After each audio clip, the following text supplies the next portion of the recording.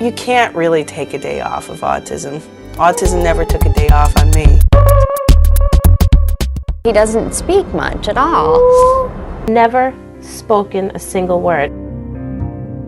About Daniel's life that seems normal for a typical kid, like going out to dinner or going to a park, all that for us is work. It's impossible for me to talk on the phone at home. I didn't choose to do this. I'm not a therapist. I was drafted. I have an autistic child.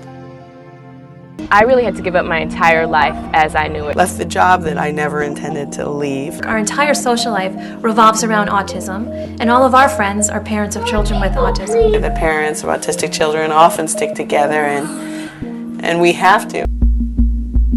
Danson ran out the door himself, which was absolutely terrifying. It was freezing cold, no shirt on and no shoes on. Daniel had walked at the front door. He got away from me and he was running down the middle of First Avenue. She took off once and we had to call the police. I immediately called the police. I was just running straight on into traffic. Daniel wouldn't look at traffic. Running, sprinting down to that traffic light. He's gonna get hit by a car. I really was sure that he would be struck by a car.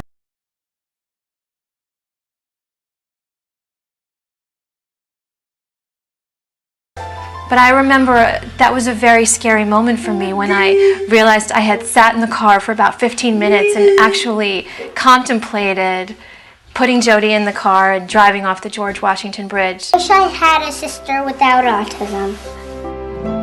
You two really have to work on your whispering. The financial issues, which are huge. We had to borrow money from my parents. We had to borrow money from my sister so that we could create this environment for the kids. But all the money in the world, the $50,000 that we're in debt, is all about the autism. I think that they have this misconception that all our kids are